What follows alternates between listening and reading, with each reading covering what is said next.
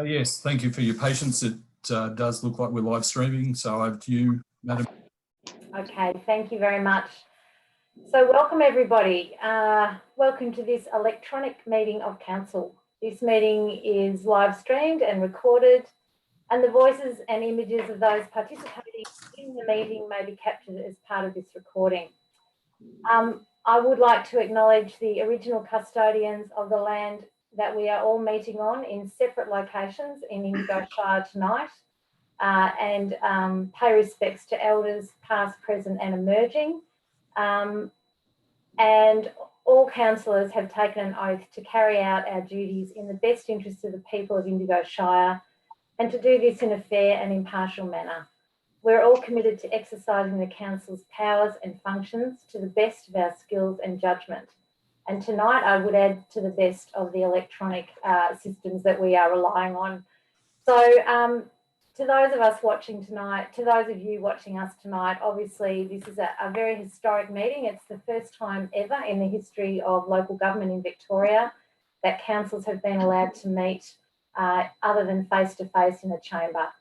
The reason for that, of course, is that the dramatic impact of COVID-19 pandemic has meant that we are following the advice, the health advice of the professionals to say that we should not be meeting face-to-face, and therefore the state government has brought in legislation to allow that we meet using an electronic format video. We do know that there may be some technical difficulties, and in the meetings that we have had using video, there are times where people do drop out. I would just ask that everybody please bear with us. This is new to us all, and we are going to do our very best to make sure that the meeting continues and that we get the business that we've been waiting to deal with now for over 6 weeks, that we're able to deal with that. Because we're working from our homes, you may well hear dogs barking. I just heard mine. You may see people walking past. You may see all kinds of things happen. You'll see our lounge rooms and offices. Again, you know, we just ask that you are understanding of the situations that we're in. And I would also just like to thank our community right across Indigo Shire for their patience, for their wonderful commitment to following the health advice that we have seen. Knowing that the impact of that has been very dramatic on our businesses and on our communities. So we thank you for that, and we of course are all hoping that it won't be too much longer before we're able to, that some of those restrictions are released and we're starting to able to function more normally, but it seems that nothing's going to happen quickly. So Indigo Shire is going to commit to continuing our business as usual, using different formats, but to provide the services that we are obliged to do. So we'll get on with the meeting and let's hope we get right through to the very end. Are there any apologies and leave of absence? Any declarations of conflict of interest? Councillor Price. I'll declare a conflict of interest for item number 10.5. Okay, thank you, Councillor. Any condolences? Yes, Madam Mayor. Yeah, Councillor Fenry. I'd like to first say a few words if I could and then move the motion for the condolence. If I could start, Ida Scholes was a long-time resident of Yakandanda, moving to the area in 1949. On her arrival to Yakandanda, she immediately became involved in the Lutheran Church. Ida's association with the Lutheran Church had continued for many years and still was an active member up until her passing recently. Some of the many things that she was involved in for Yakandanda was Cubs and Scouts. She was the driving force behind introducing the Yakandanda Gymkhana, which ran for many years from the early 70s, Lawn Bowls Club, Meals on Wheels, Neighbourhood Watch, Senior Citizens, combined churches, PC Yak Primary School, as well as our Sunday school teacher, as well as many other things. Ida had a well-deserved reputation as a good cook, especially for her sponge cakes and apple pies. It wasn't unusual to see some of those some of Ida's cakes and pies down the street in a stall that she donated to many organisations over the years. Her genuine care and kindness for others is also very evident in the years that she spent visiting patients at the Yakananda Bush Nursing Hospital. Through her ongoing service to the local community, Ida was awarded Indigo Shire's District Certificate of Achievement on Australia Day in 2007. Ida has been an active member of the Yakananda community for over 70 years and was indeed much loved and highly respected by all. Her contribution over her lifetime has been enormous, and she will always be remembered as a truly wonderful and caring person. Thank you. I'd like to move that a letter of condolence be sent out under seal. I have a seconder for that motion. Councillor Gaffney. All those in favour? Okay, carried. Thank you, Councillor. Thank you. Okay, so item 7 is confirmation of minutes from the previous meetings. The minutes of the ordinary council meeting that we last held was on the 28th of February. So I'm asking that be confirmed. We then scheduled a meeting for the 31st of March, but had to close it due to a lack of quorum, which again was in line with the request of the health professionals. The minutes of the confidential session on the 31st of March was also closed. The minutes of the ordinary council meeting scheduled for the 28th of April was closed also as an inability to form the quorum occurred, and that meeting was rescheduled to tonight. So do I have someone to move? Thank you, Councillor Price. Do I have a seconder? Thank you, Councillor Murdoch. Carried. Oh, sorry, anyone against? Carried. All right, so item 7.1 is suspension of standing orders regarding open forum.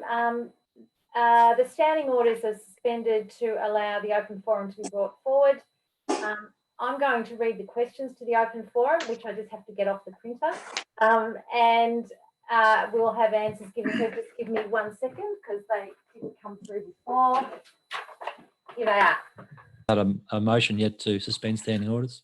Oh, thank you. Do I have a mover to suspend that? Councillor Price. Do I have a seconder? Councillor Murdoch. Anyone against? Carried. Thank you. So the first question in animal life. So the question is, how do we make sure that this doesn't occur in our area? And Greg Pinkerton, I'm going to hand over to you around how do we manage cats in a responsible way in Indigo Shire. Yeah, certainly. Thank you, Madam Mayor, and thanks for the question. It's an area of council that doesn't often get much visibility. So council does work in accordance with the Domestic Animals Act, which is has an offence for cats to be at large outside the boundaries of the property. So council has a proactive program of trapping, and each year there's about 3,600 traps set throughout the Shire, and that results in a number of cats being caught. So in the last year, the program caught 31 tame cats, 9 of which were claimed by the owners after paying the appropriate fees and penalties. Another 22 were euthanased or rehomed as part of the program for domestic cats. In addition to the domestic cats, we also in the last year trapped 29 feral cats which were destroyed, and that's a program that goes on each year. So council's proactive in managing that. Having said that, it's a big shire, and so we always appreciate it might be a problem, particularly where it does impact on the native animals. So if there are reports of that, we'll certainly make sure that we target that area to make sure that there's no problems. But overall, that's a small number of domestic cats that are trapped each year. Overall, most cat owners are quite responsible and doing it from what we can see. And I will just add, and I'll check in with you, Councillor Shepherd. My understanding is that the Indigo Environment Advisory Committee has wanted to look at this as an issue. The management of domestic cats outside of people's properties. Is that correct? Yes, it has been raised at the advisory committee and it has been added as an agenda item to be discussed later. Okay, great. So perhaps going back to Gabriel, you might like to put a submission into the Environment Advisory Committee about your concerns, and I imagine they'd be quite happy to hear from people that do have issues about domestic cats and the impact on native animals. Okay, the second question came. Jenny, Di's got a question. Yes. I was just going to say we could forward that email just to the chair of the Environment Committee and see, and it's already a submission in then. Will do. Thank you. So we'll forward that to the IEAC. The second question came in late this afternoon within the timelines, but it's quite a detailed question around the Ned Kelly Alive project, allocation of funds, who and what entities will be involved in the consultation, what's the total expenditure. Because of the amount of detail that's required, I'm actually going to take this one on notice. And so Joanne Griffiths is the person that's put in the question. Joanne, we just didn't have time to get all that information collected together in time for this meeting. So very happy to give a full answer to that, but I just wasn't able to do it in the time frame, partly because we've had to spend a lot of time setting up these online meetings tonight. So apologies for that, but we will take that on notice and make sure that that information is addressed. So I'll refer this one to you, CEO, and you can take it from there. Okay. All right, so that's it for open forum tonight. And as I say, this is not how we intend to continue to run the meetings into perpetuity. We will be back in the chamber and people will be able to attend in person, as has obviously been a preference for our community. So I need to ask that standing orders be resumed. Do I have someone to move that? Councillor Price, seconder. Councillor Trenery? Sorry, I thought you did. Anyone against? Carried. Thank you. So item 8 is business arising from the previous meeting. There was a question from Gwendolyn Berkner in Yakandanda, and the response to that is in the minutes from our Manager of Assets and Property, Paul McLaughlin. So that's all there. Any petitions? No. So we're up to item 10.1 for planning and corporate services. So the director here is Greg Pinkerton. The recommendation is that Council adopts the Q2 year-end forecast figures for both operating, as shown in the operating statement, and capital, as shown in the attached capital works monitor, and directs the CEO to report against these forecast figures for the remainder of the financial year. Do I have someone to move that motion? Councillor Trenery, do I have a seconder? Councillor Gaffney, do you wish to speak to the motion, Councillor Trenery? Yeah, sure. So obviously this is common practice to update the budget. Things change, as we all know. At the moment, we're probably going to change a fair bit before the end of this budget or the reporting season, considering what's going on. But at the moment, the operating budget is favourable. There's a favourable variance of about 4%, which is about 150,000, give or take. There's a few obviously things in there, but the essential point of this update is to give everyone a better idea of where we stand at this particular moment, and moving forwards also in regards to capital works, which is highlighted through there as well. Okay, thank you. Councillor Gaffney is the seconder. Would you like to add anything? You're muted, Councillor.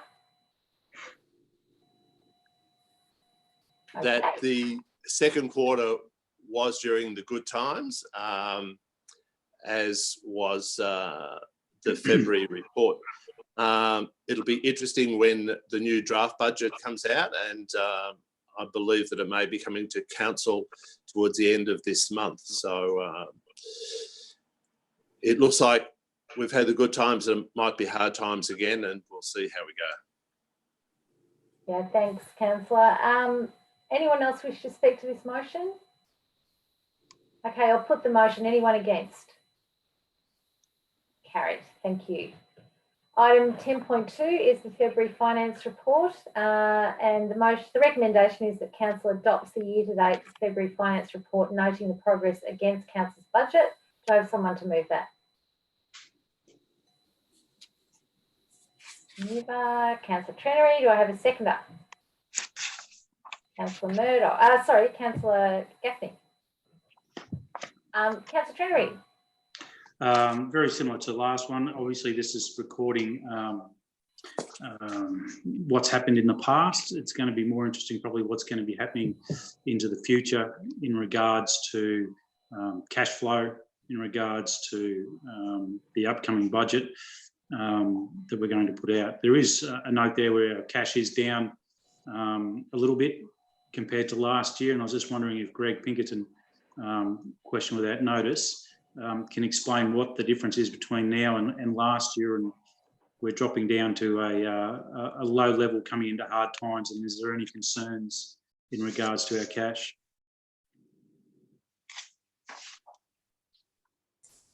Thank you. Just had to find you through the mayor. The difference, I'd need to take it on notice to provide a comprehensive answer, but the difference I would imagine is related to a higher amount of capital works being done than the previous year. And you'll see the details of that in the capital works report later on. Okay, Councillor Gaffney, did you want to add anything? I'm fine, Madam Mayor. All right, so I'll put the motion. Anyone against? Okay, carried. Thank you. 10.3, quarter 3 finance report. The recommendation is that Council accepts the year-to-date March 2020 finance report. And again, sorry, I should have explained. We are, of course, putting together a number of reports that we weren't able to pass because we were having to hold off meetings. So that's why there's a couple in a row here. So quarter 3 finance report. Council accepts the year-to-date March 2020 finance report. Do I have someone to move that? Councillor Gaffney, seconder, Councillor Shepherd. Councillor Gaffney. As I just said, this was also done during good times, and bad times I'm sure are coming, and we look forward to the draft budget, which will go out for community consultation, and hopefully that will be prepared towards the end of this month. Okay, thank you. Councillor Shepherd, do you want to add anything as a seconder? No, but I just had a question around in the agenda. It's the waste management variance is unfavourable for $75,012, and we were given an explanation today when we asked about it, but there's nothing been added to the agenda for anyone who may be wondering what that is, and we've had an update this afternoon, so I just thought maybe perhaps Greg could speak to it. Yeah, thank you again through you, Madam Mayor. The variance is due to a regular bill which was expected but not budgeted in the month of January from memory. So to be clear, the expense for waste management is as we had expected. We just paid it a little bit earlier than we had originally forecast. So that'll catch up towards the end of the year. Okay, thank you. Councillor Goldsworthy. I'd just like to add a few comments. I'm not sure that the impact of the fires in January could be termed as good times. So this does take into account some of the impact on this council from those fire events. I'd also say that at the end of March, we did have over $10 million in cash, which I'd expect will be decreased significantly with our capital works program.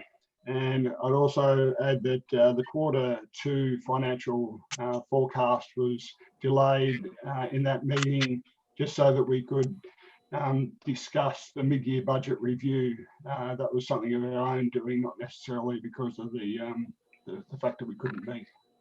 Oh yeah, okay, thank you for that. Okay, anyone else wish to speak to the motion? Councillor Gaffney, do you wish to sum up? Just that the total operating cash position is $4 million. The rest of it is earmarked for works. It's not a cash surplus of 10 million, and it's certainly not a surplus of 4. So we'll just see what happens with the draft budget.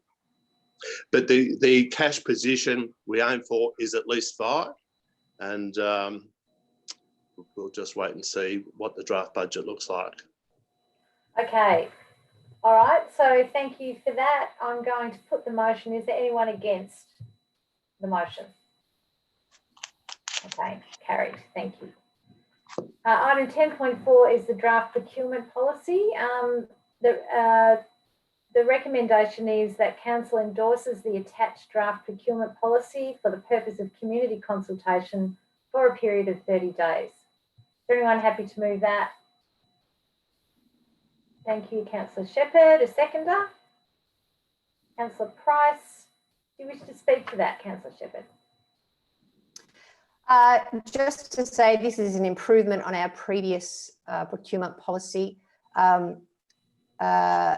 I suppose that the things that I appreciate in it are the new environmental slant to it, where we're looking at ensuring that we're reducing, reusing and recycling. We're buying recycled.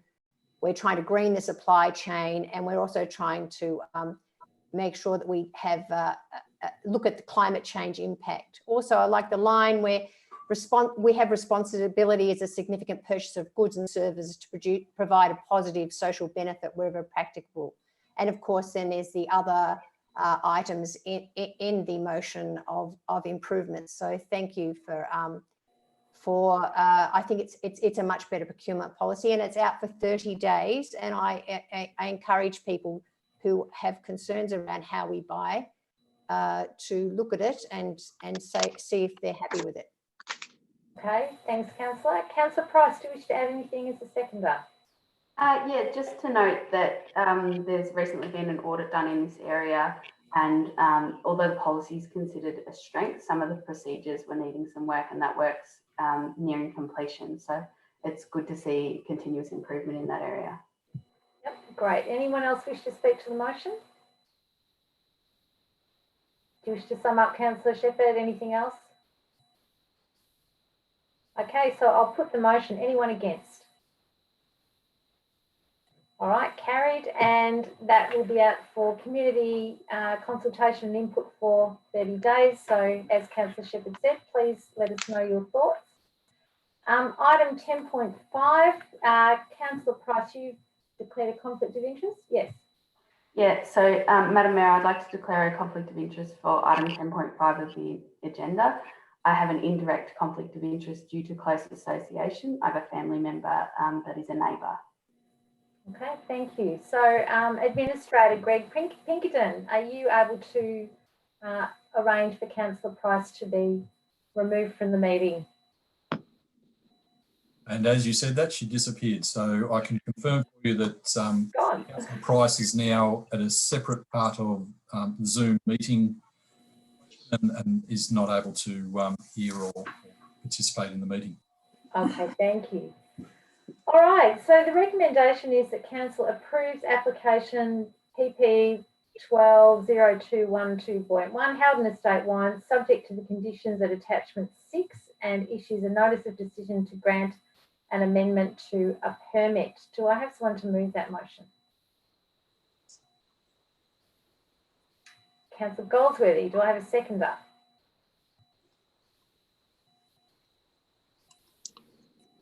That's right, Madam Mayor. I'd like to foreshadow that if this motion fails, that I'll put up an alternative motion. Okay, Councillor Shepherd, did you second the motion? I'm not sure. I thought I just caught your hand at the end there. I was just about to second it for the option of debating. I'm happy to hear the amended version. Okay, going back to the mover, Councillor Goldsworthy, are you happy to hear an amended version, to have an amendment to this? Board? Well, there's a foreshadow for a potential if this one was lost. So why don't Okay. we go with the motion that's on the table? And Yeah, that's fine.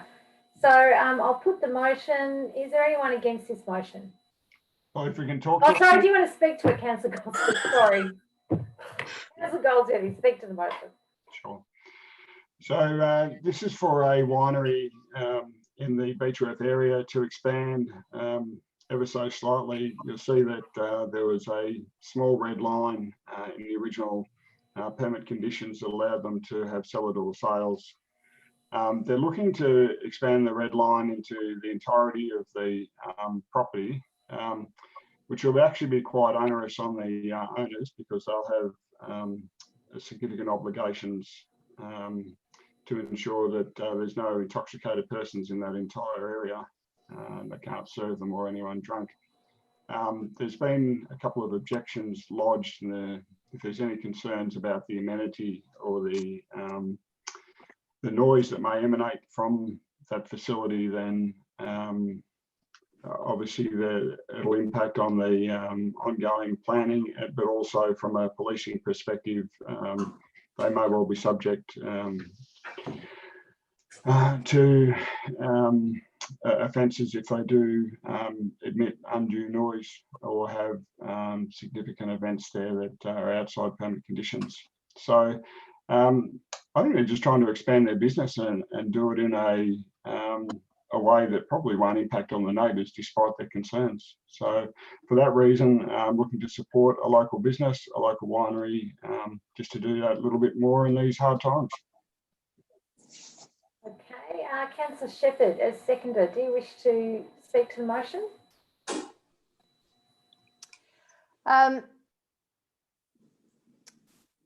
I've had a bit of trouble supporting this, mainly because the red line covers the whole of the vineyard.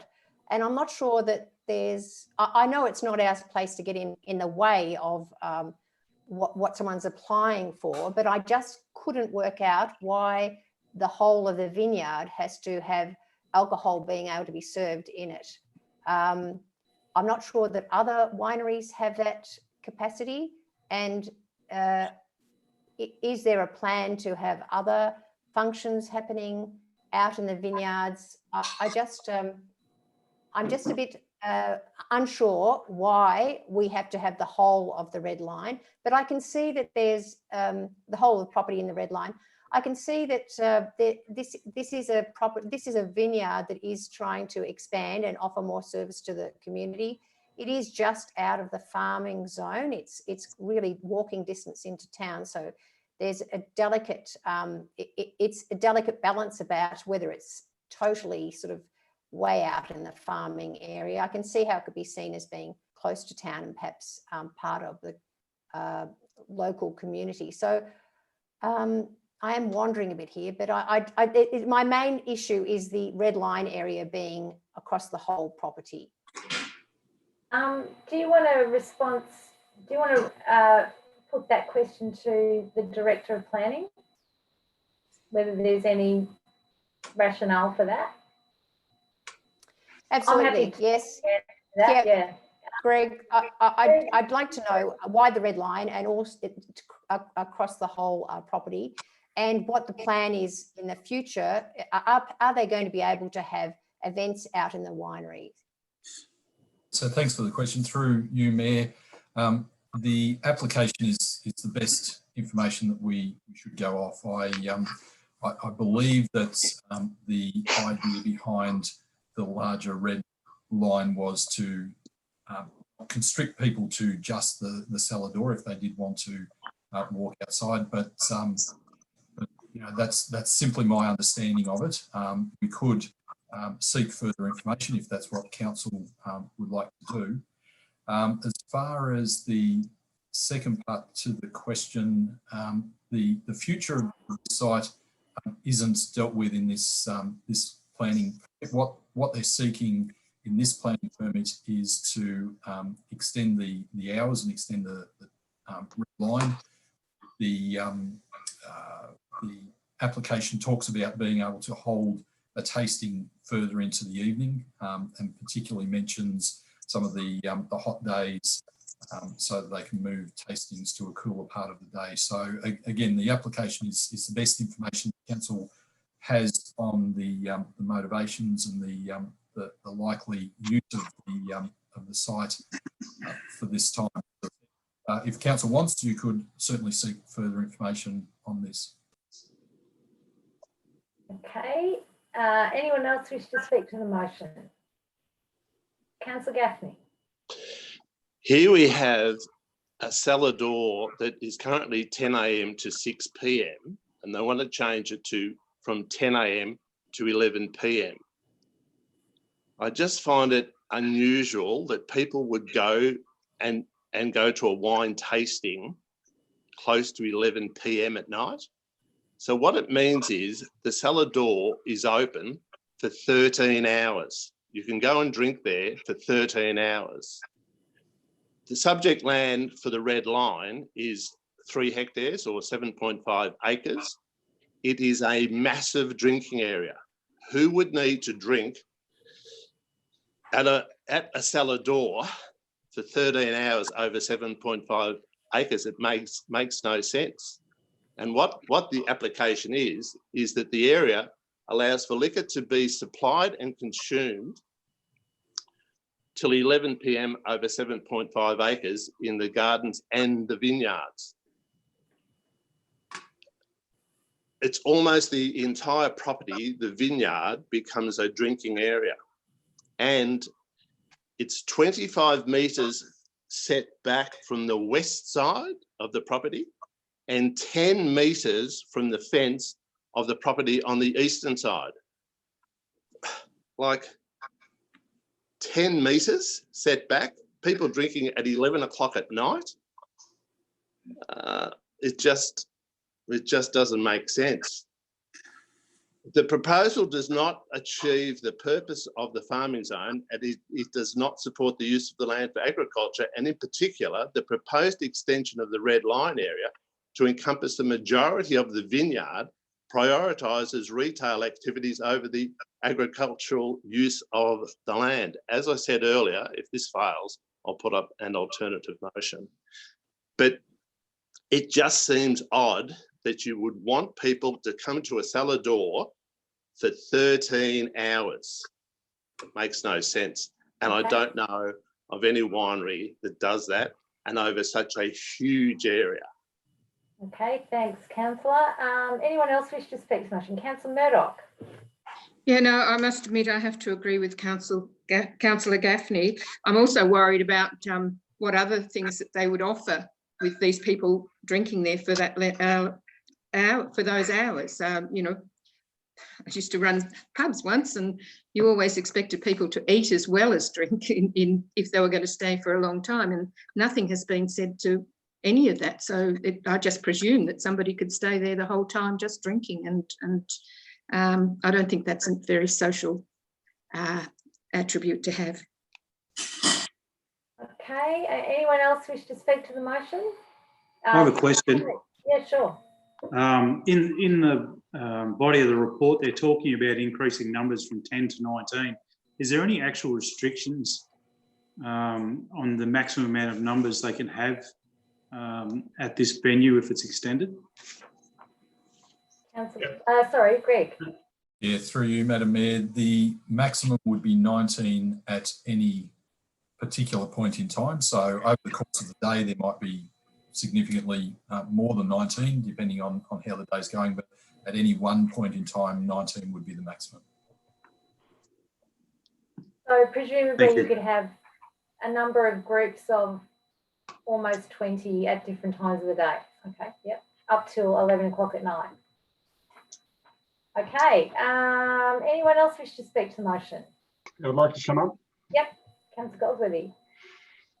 Yeah, so the application does actually support the use in a farming zone because you've got Vigneron in there growing grapes, and they're trying to sell them to a small group. In relation to their obligations under the Liquor Control Act, obviously, if there's anyone intoxicated on the red line area, they can't serve them. If there's anyone drunk in there, they can't, it's a significant penalty. So there are checks and balances to be had in relation to it. They're obviously looking to increase the hours until 11 p.m. just for those one-off monthly events that they could hold during the correct hours. Nobody is going to be selling liquor all over the premises. What the extension of the red line allows is for, under a producer's license, to sell their product and for that product to then be consumed in the red line area. So that means that people could actually take a glass and go and sit somewhere within the vineyard. But at the moment, they can only consume it in that small area that's currently defined in the current permit. So I fully expect that if this were granted, there wouldn't be any issues. And if there were, there are severe penalties that would come down both from council and from a policing liquor licensing perspective. So for that reason, I support it. I think the current commentary is more fear-mongering than anything. Okay, so I'll put the motion. Anyone against? 1, 2, 3. 3. Okay, so all those in favour, we've got against Councillor Gaffney, Councillor O'Connor, Councillor Murdoch. Right. That leaves 3 in favour, which is Councillor Goldsworthy, Trenery and Shepherd. And that gives me a deciding vote. So based on the fact that I think I actually agree with Councillor Gaffney's position on this. I just think it's too excessive. I'm quite happy for them to extend the red line area to further into their property and to extend the hours somewhat. But I think a carte blanche till 11 p.m. every night of the year with as up to almost 20 people coming at any one time, maybe several times, is actually outside what you would normally see for a wine tasting. So that means it has lapsed, which means Councillor Gaffney, you get to put up an alternate motion. Thank you, Madam Mayor. The alternative motion is that Council refuse application PP 120212.1 to extend the hours of operation of the existing winery and the red line area on the following grounds. 1, the proposal will result in an unreasonable impact on the amenity of the area in terms of noise, hours of operation, potential patron numbers, patron behaviour, including noise, access and egress, and the extensive red line area. And 2, the proposal does not achieve the purpose of the farming zone as it does not support the use of the land for agriculture, and in particular, the proposed extension of the red line area to encompass the majority of the vineyard prioritises retail activity over agricultural use of the land. That's the motion, Madam Mayor. Does anyone second that motion? Councillor Murdoch? Okay, do you wish to speak to the motion, Councillor? Yes, I do. Contrary to what was said during the previous motion, this application is not just to drink there, to go and get a glass of wine and go to some other area. It's to supply and consume. So there'd be people going around supplying and people consuming. To have a property in the farming zone that people can come within 10 metres of your farm fence and be drinking till 11 o'clock at night makes no sense. Makes no sense to me at all. And the entire area of the vineyard becomes a drinking area. That's what this application is. Have no doubt. It doesn't say consume, it says supply and consume. That's what the application is. And to be put in the farming zone, I certainly wouldn't like to be living next door to that. And why would you want to supply liquor, which apparently is for just tastings, a cellar door for 13 hours? Strike. No, Is that a question you want answered, or is that a rhetorical No, question? it's just a question. But who would want to have a license for that length of time on a vineyard for a cellar door? I don't know of any others in the Shire. Okay. Anyone want to second Councillor Gaffney's? Oh, sorry, but Councillor Murdoch, you did second it. Would you like to speak to the motion, Councillor? Well, I'm just at a quandary to know if people are coming there, if there is no limit on the time that they can have in that area, which means that there is also appears to be no limit on the amount of drink that they can have to taste. And I think that that's just going overboard. I think staying out until that late to want to come and taste wine, I think, is more in line with a hotel than with a winery or just a winery. That'll do. Okay. Anyone else wish to speak to Councillor Gaffney's motion? Councillor Goldsworthy. Yeah. So if you look at the proposed conditions for the licence, you'll see there's one in there about amenity, and the proposed conditions were that the not to affect the neighbourhood in any way, including emissions from the site, the hours of operation, the appearance of the building or works. Spoke specifically at section 5 about no external amplified music. So you're not allowed to have any amplified music. So you're talking about voice only.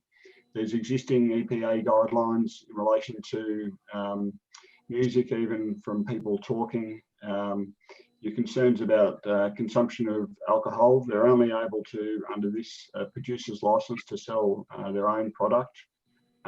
They're only looking to sell it rarely later in the evening, from what I understand, for a specific event. So it wouldn't be an all day, every day exercise.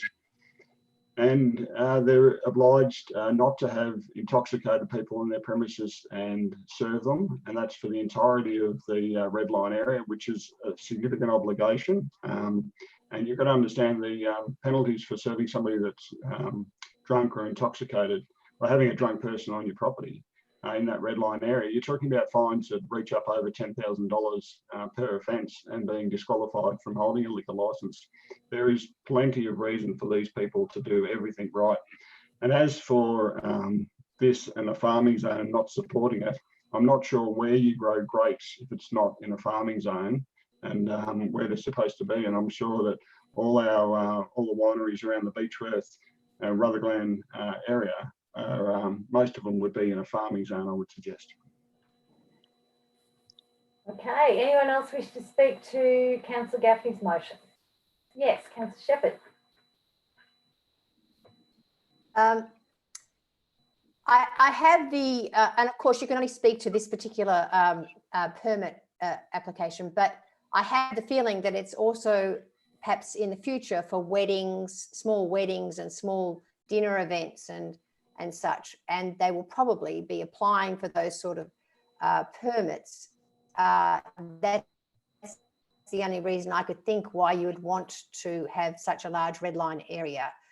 So I suppose my nervousness around this is the fact if they do apply for a permit, they've already then got a red line area where people can be wandering, I suppose, through the vineyards in a wedding or dinner party sort of. I can't work out why we can't in some way limit that that activity to an area where they are going to sort of concentrate their business. I'm just unsure why it has to be for the whole of the farm at this stage. Okay, anyone else wish to speak to the motion? I do have a question. Henry? Yeah, I do have a question. If that red line, if that red line goes ahead, we vote for it as it is, or it gets put in at a later stage, and they do apply for an event over 19 people, is it possible for that to take place? For probably, if Director Pinkerton could answer that question. So can an event Yeah, thank you. take place over 19 people? Yeah, thanks for the question. Through you, Madam Mayor, under this proposed permit, an event over 19 people wouldn't be possible unless there was a separate application. So if there was some sort of wedding or other type of event, they could put in for a one-off permit. But apart from that, it would be within that red line, within those hours, and 19 or less people. I too have a question. Yep. Councillor Goldsworthy. I'm wondering whether Director Pinkerton or the mover of the motion are aware of other wineries like All Saints and whether they have conditions and their hours of operation. So I'm happy to answer, or the mover. Yep. Director Pinkerton first. Okay.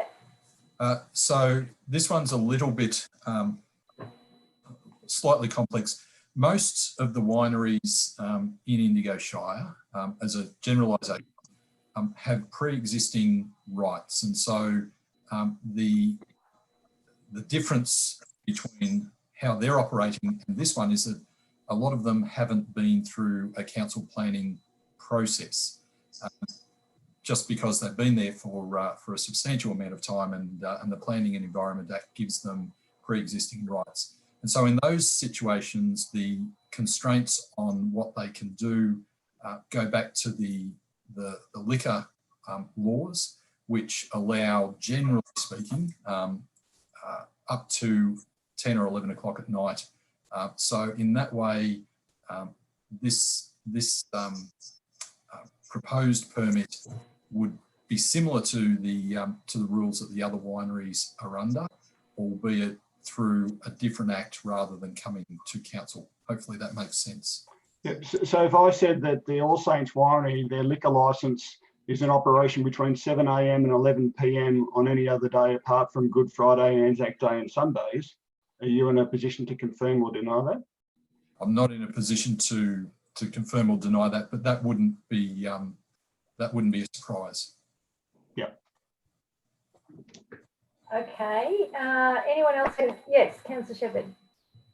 Could I just ask though, was it All Saints, whatever winery you said, would they have a red line where everyone was able to go into the vineyard to drink and celebrate? Without looking at their red line, I can't confirm it, but given that they hold specific events out in that paddock, I'd suggest that yes, they have a red line that allows them a significant area.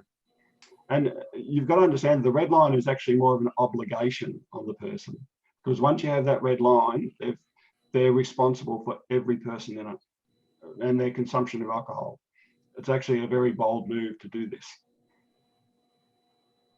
Councillor Gaff. Okay, anyone else want to, just before you sum up, Councillor, anyone else wish to speak to the motion? Okay, you want to sum up, Councillor Gaffney? Yeah, but I just had a question that Councillor Shepherd asked, and it was answered by Councillor Goldsworthy. So I'll ask him, is he saying that other wineries and vineyards, like All Saints, have their entire vineyard as the red line area? Is that what he really said? Okay, we'll just check. Yes, Councillor Goldsworthy, do you know the answer to that? Yeah, so at the moment I'm unable to see on the internet as to where their red line is. But what I'm saying is I'm aware that they have events out in that paddock and that people are able to consume alcohol out there. Okay, so... The question wasn't about the paddock, it was about the vineyard and the winery, and not just All Saints, but most. I don't know of any that the entire vineyard is a red line area where people go and drink, and not only drink, are supplied with drink. Well, I'm pretty sure you can take a wine package down to the river at All Saints and have it down there. So I'd imagine they've got a fair red line, but I can't categorically say it without looking on the internet.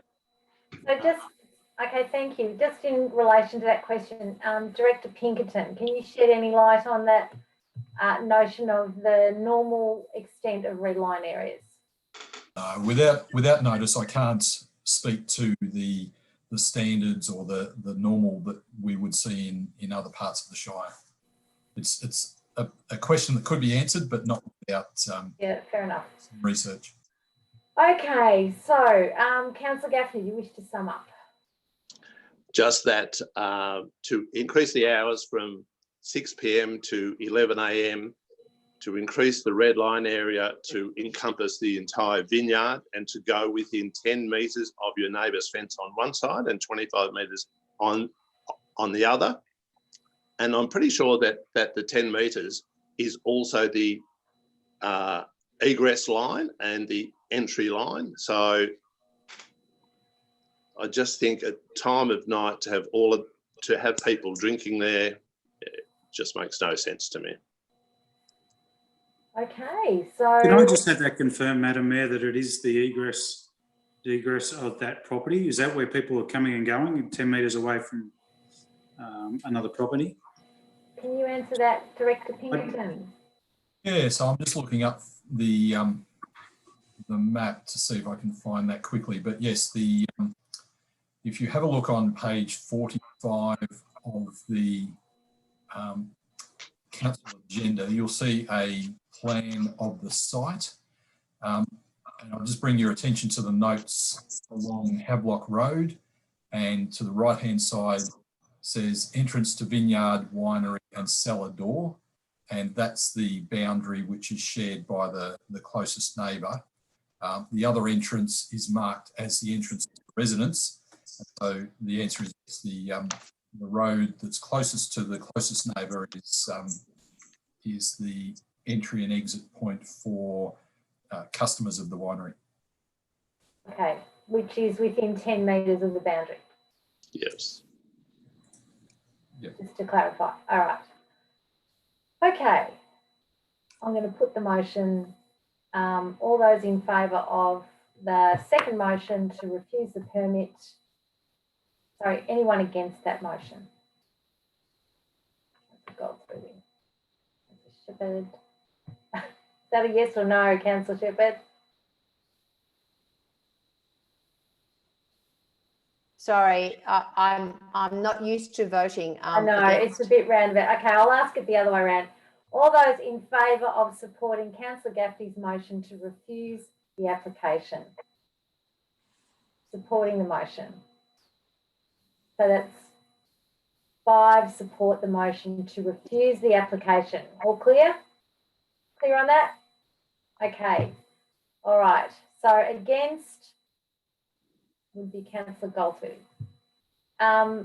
Okay, so that motion is carried and the permit has been refused.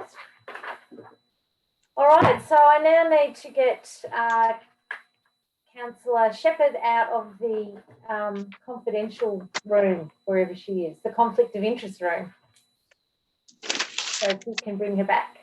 Yeah, so just close that room. She should be back in the next 10 seconds. She is. All right. There you are. Welcome back.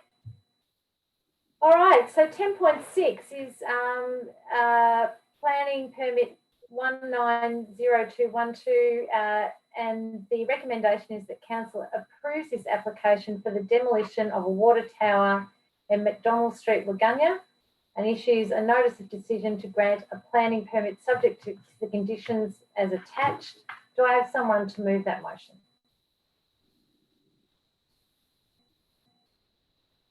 Councillor Goldsworthy, a seconder, Councillor Shepherd. Oh, sorry, Councillor Price. Councillor Goldsworthy, over to you. Yes, so this is an old piece of infrastructure that is no longer required. I know that some would consider it an historic example of Monash's design work. There are numerous examples of that all around the countryside. It has no heritage significance that I'm aware of, and it's required to be removed now because in the future there'll be a need to develop the land around it. So I think we should support the application. Okay, Councillor Price, do you wish to add anything? Yeah, I realise that it has been raised that it's significant, But what is also significant is the risk that it poses to public safety, and that it's in poor repair, and that cost has to land with someone, and it's said to be an exorbitant cost for North East Water to bear. So unfortunately, this needs to happen. Okay, anyone else wish to speak to the motion? Just one more point is that the cost will actually then come onto the our fellow citizens, because North East Water is a public company, just the same as or public area, just the same as us, so that the ratepayers will end up paying for keeping it and repairing it. Thanks, Councillor. Anyone else wish to speak to the motion? Yes. Trenery. Just noting in the body of the report, I think it's worth pointing out that we're talking about the repairs. I think the first repair was at 130,000, and this will be first of many repairs, and ongoing with a lifespan of less than 20 years, or 15 to 20 years of the structure. So I agree with Councillor Murdoch at $130,000 plus. It's a very expensive maintenance bill. Okay, so Councillor Goldsworthy, anyone else wish to speak to the motion? Councillor Goldsworthy, do you wish to sum up? No, I'm right. Okay, so I'm going to put the motion. All those in favour? Carried. I've given up on those against. Councillor Price, it gets too confusing. So just those in favour, raise your hand. Everyone's more used to it.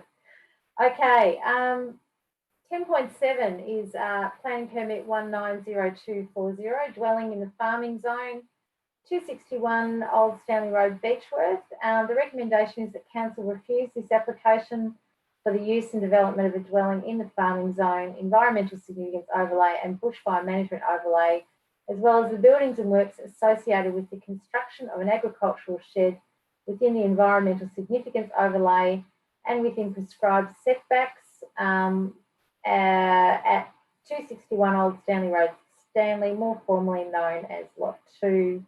And there are 7 reasons there why the Planning Department has recommended the refusal of this. Do I have someone to move this motion? Councillor Goldsworthy? I can't hear you, Councillor Gaffney. Could I amend the application, Madam Mayor, just to add a paragraph? Well, hang on. Firstly, Councillor Goldsworthy wants to move the motion as is. Do I have a seconder for the motion as is? Councillor Shepherd, are you willing to have the motion amended, Councillor Goldsworthy? I'd have to hear what the amendment is, otherwise I'd rather speak to it as it is. Okay, Councillor Gaffney, do you want to say what you would propose to amend? Sure.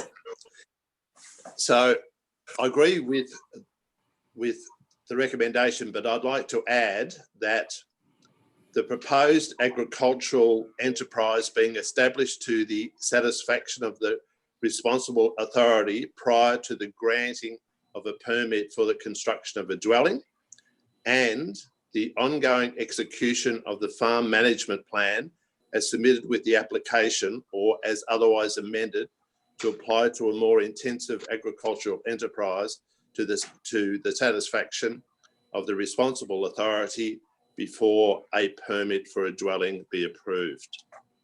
I'd have to say that sounds the opposite to what the motion is. So you don't accept the amendment, Councillor Goldsworthy? You want to keep the motion as is? Yes. All right. So okay. Do you want to speak to the? Sorry, who was the seconder? Did I have a seconder? Councillor Shepherd. Shepherd. Yeah. Right. Thank you. Okay, Councillor Goldsworthy, speak to the motion. Yes. So it is important that we support our farming operations, and the carving up of valuable farming land in order to make lifestyle blocks is something that we need to be very conscious of as a council. There's a number of reasons why we shouldn't support this. Primarily, it doesn't fit within what we want to support for the purpose of agricultural land, and also in relation to the potable water supply within the area. As mentioned in there, that within 1,000 metres of this area, there should be only a certain number of of houses with septic systems. As it stands, there's 16 current systems, and this is beyond what's allowable for the safe drinking water within the surrounding area, and obviously flowing down into the Beechworth area. So we want our farming land to provide for the use of agricultural purposes. Growing potatoes at the price that's listed is unachievable. The price that they believe that they'll recover it is unlikely. The need to be present to have a house there during these operations is not required. They're grown on a broad acre allotment ordinarily, and the growers of those properties don't need to be there. So for me, this is an attempt to get a permit without fair justification. And what it means is that it hikes agricultural land for those that want to try and use it, because they're competing against people that are buying it for a lifestyle block. So for that reason, I believe this current application should be refused. And if they are able to prove in the future that they require a permit for intensive agriculture, then they should resubmit another application that's more detailed and more likely to succeed.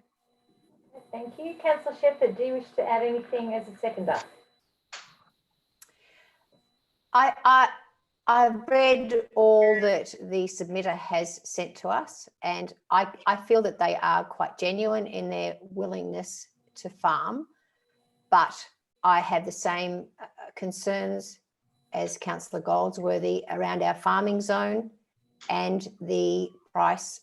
If this is set as a precedent in our Shire, that people feel that they'll be able to buy a smaller lot of land in the farming zone and build build on it, I think it will then have people will speculate on their land, and we are a farming community, and we need to make sure that we support our farming zone. If we want to rezone, then that's a different thing. I also agree if they do that, create the farm they're talking about, perhaps then they can resubmit.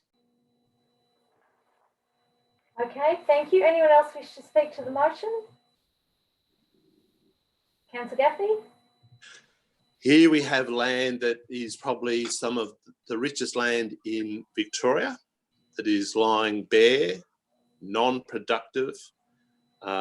Something should be done with it. These people want to have food production, which they can, but they can't live on that block and they can't farm it. There's some suggestion that they could travel from some other nearby town and go and do it.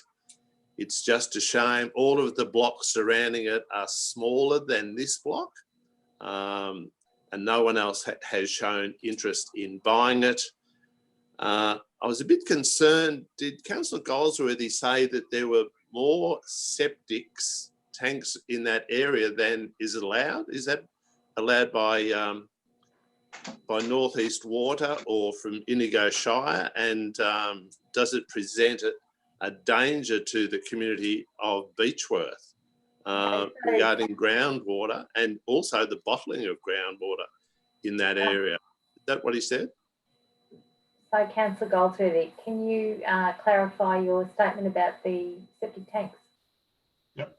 So if you look at page 64 of the meeting agenda, it speaks to the ministerial guidelines on the planning permit application and potable water supply catchment areas.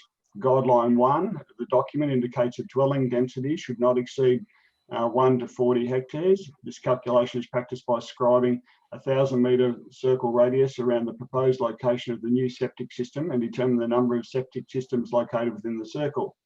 If 6 or less systems are in place, then a new system will comply with the guidelines. In the example before council, 16 systems are currently in place in the 1,000-metre circle. So they don't support the introduction of another system. So yes, it can have an impact on the groundwater. No, it won't have an impact on the bottled water because it's too far away from where that is, but certainly the water flows downhill into what I would describe as very close to the Beechworth water catchment. And so no, we don't need to ever increasing septic systems around there if they're going to potentially contaminate Beechworth water. Okay, thank you for clarifying. Thanks for that bit. And yet North East Water will let them sink a bore for stock and domestic purposes. And of course, the land there has some of the highest rainfall in North East Victoria. Are you summing up? Oh no, you're not summing up. Are you speaking to the motion, Councillor? I was speaking to the motion, yes, but okay, all right. Anyone else wish to speak to the motion? I'll go back to Councillor Goldsworthy. So just in relation to the water aspect of it, that's another thing that I should have mentioned. I appreciate Councillor Gaffney raising that issue. As whilst they may have had permission to sink a bore, they don't actually have a licence to extract any water. So apart from 3 megs of stock and domestic, you can't actually take further water without a licence. And as far as I'm aware, nobody's selling. And in relation to the comment about no other willing buyers, I know for a fact that that's not the case. There were other people that were prepared to buy that land and farm it without the need to build a premises on it. All right, so that you've summed up, Councillor? All right, I'm going to put the motion that the application is refused. All those in favour? Okay, against? Councillor Gaffney. So, Kath, to record, you've got Councillor Murdoch, Councillor Shepherd, Councillor Price, Goldsworthy, Trenery and O'Connor are in favour, and Councillor Gaffney against. Okay, 10.8, local laws 2 and 4. The recommendation is that Council proposes that local law 2, the environmental, and local law 4, control of livestock, be re-adopted in their current format for a period of 2 years. That we commence a period of community consultation in accordance with Section 223 of the Local Government Act, and authorises the CEO to give public notice of the proposal to extend the current local laws 2 and 4, including any information required to be made available in accordance with the Local Government Act. Do I have someone to move that?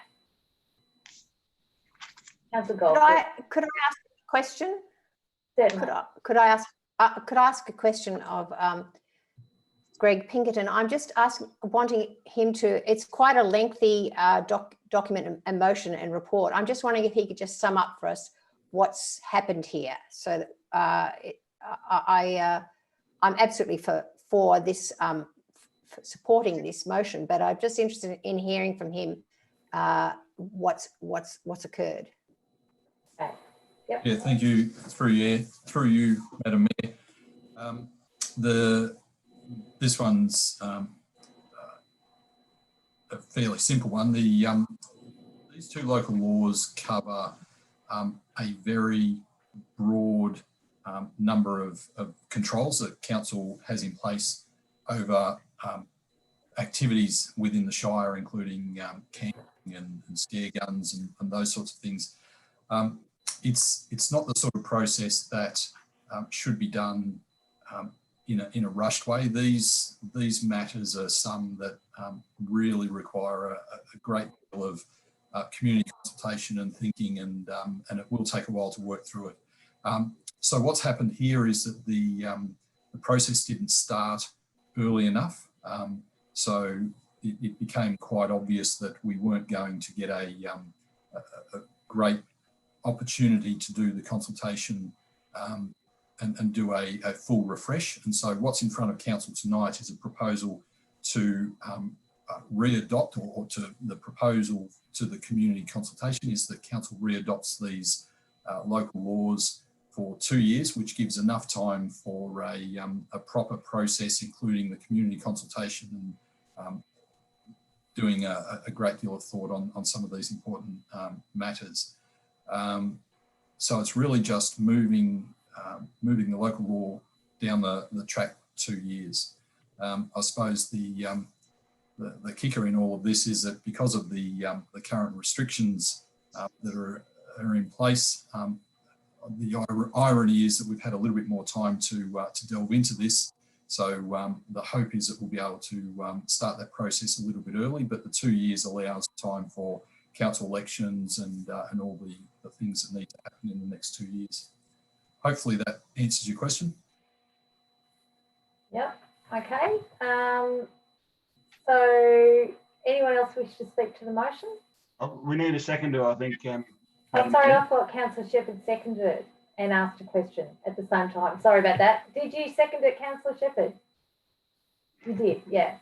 Okay, and asked for clarification as well. All right, so Councillor Goldworthy has moved, Councillor Shepherd has seconded. Do I have anyone else wish to speak to the motion?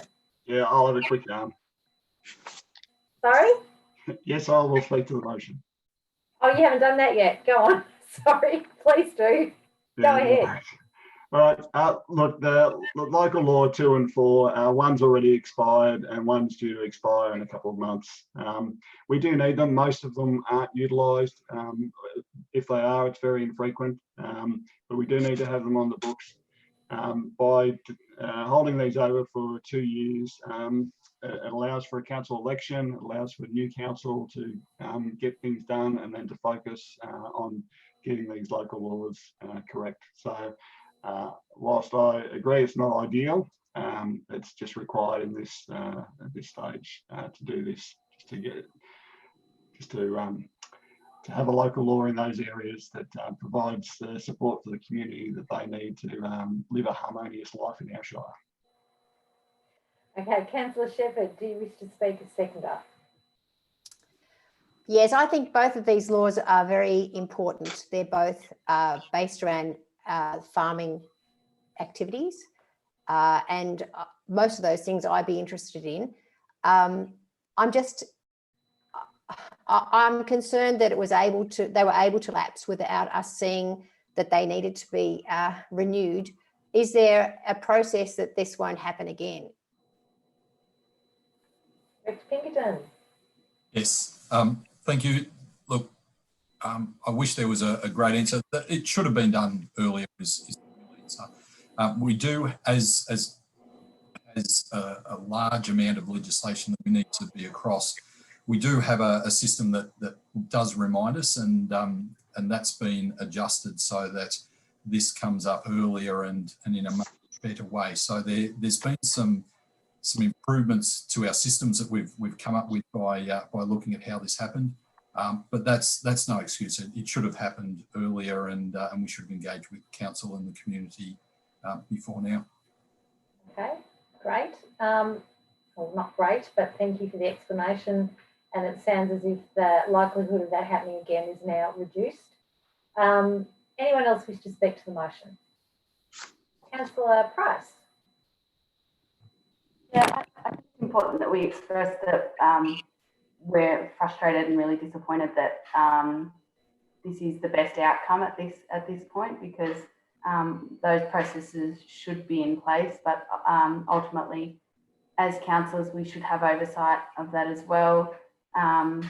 So I support the motion, but I really hope that there are better processes in place and that councillors are then able to have better oversight. So to you, CEO, I'd just be saying to a new council that they need to be really well aware of when these things sunset and when they should be expecting them, so that if on the staff's side that it's not recognised, a councillor should be able to pick up on that. Yep. Okay. Thanks, Councillor Price. Anyone else wish to speak to this motion? Councillor Goldsworthy, do you want to sum up? No. Okay. I'm going to put the motion. All those in favour? Carried unanimously. All right, 10.9, Assembly of Council Records. The recommendation is that Council accepts the attached Assembly of Council Records. Do I have someone to move that? Councillor Price, do I have a seconder? Councillor Shepherd. Do you wish to speak to the motion, Councillor Price? No. Councillor Shepherd is the seconder. Do you wish to speak? Okay, I'll put the motion. All those in favour? Carried unanimously. Thank you, councillors. Okay, item 11.1, Indigo establishment and terms of reference. So the recommendation is that council ceases the Indigo Indigo economic development, not the environment committee, Economic Development and Tourism Advisory Committee, known as ITAC, and rescinds the terms of reference. Recognises and thanks the ITAC volunteers for their contribution to Council and requests that the Mayor send a letter of thanks. Creates a new advisory committee called Indigo and adopts the attached terms of reference and endorses the commencement of the necessary process to recruit the members for Indigo, and the recommended candidates are then put to Council for appointment at a future Council meeting. Do I have someone to move this? Councillor Goldsworthy, do I have a seconder? Councillor Shepherd, okay. Fire away, Councillor Goldsworthy. This will become more important than most other things that we do, I think. Getting our council back on its feet economically will become a major task, and we'll need expert advice to do it. We've had great input and advice from the Indigo Economic Development and Tourism Advisory Committee for a number of years. It is time for it to continue to grow and get some expert advice onto it. So I'm super keen to see what we can make happen, make sure it's relevant, and make sure it assists our businesses in the Shire to get back on their feet and to grow. Okay, Councillor Shepherd, as a seconder, would you like to speak to the motion? Yes, we are both the councillors that have been on the ITAC committee, and we've done a great deal of work to this up to now. But some of the limitations were that business people are busy people and often weren't able to attend the meetings that we were conducting, even when we were doing them of an evening, change them to an evening. And this new way of working, where we're going to be building communication structures that for all of the, hopefully all of the businesses throughout the Shire, so that they're able to connect online. And there still will be 4 meetings throughout the year, but those meetings will be targeted around economic development and things that are of concern to those businesses. So I can see this is, as Councillor Goldsworthy said, this is going to be a very important committee into the future. And I thank the previous committee members for their work, and I look forward to this new Indigo being successful. And thank you to the staff for all the work they've done in developing it. Okay, anyone else wish to speak to this motion? All right. Do you want to add anything, Councillor Goldsworthy? No, I support what Councillor Shepherd said. They've been terrific. The process to get to this point has been thorough, and yeah, we just need to continue to move forward. Okay, so I'm going to put the motion. All those in favour? Carried unanimously. And I would add, on behalf of all councillors, thanks to the committee members that have really done a great job over the years, and this committee has been very effective, and I think we're looking forward to seeing the new iteration of this, given the economic difficulties that our people are facing. And thanks to the councillors for their work on this as well. Mayor, just with 11.2, which you're about to go on to, yeah. Before you start reading it out, I'm just wondering if we could defer this matter to the next ordinary meeting of council to allow us to receive a report from the staff as to how our grant committees will be made up in the future. Okay, do I have support from, so are you putting that as an alternate motion, Councillor? No, I'm just, it's a motion to defer until the next meeting. Okay, so does anyone else want to second that motion? I'm just wondering, I better ask a staff member, will details of a report, or will information come back to us in a quick manner so that we can make an assessment as to whether we need to, whether we'll have enough information to make a decision at the next council meeting around where our grants processes are going? Is a month enough? Okay. Madam Mayor, if I can answer that, I doubt that it would be. to be honest with you. I think there's going to be, if I can sort of read between the lines in terms of the discussion that you'd like to have. I'm noting too that we're not 1 month between meetings here. We're into May. Our next meeting is also in May. So we're running at 3 weeks between meetings, and we haven't yet started to consider the sorts of issues that you're looking to compare with all of the other panels. So I think that'll just take a bit of time. It may also take a couple of iterations in terms of going back and forward, I suspect, before it comes to council meetings. So how much time would you need? I'd say aim for June, definitely June rather than May. Okay. I'm happy to defer, put the motion to defer this until June. Okay, do I have a seconder for that motion? Councillor Trenery, okay. All right, so the motion is to defer the Tourism Grant Evaluation Panel, Tourism Events Grant Evaluation Panel until June. And we have a mover, Councillor Goldsworthy. Do you want to speak to that?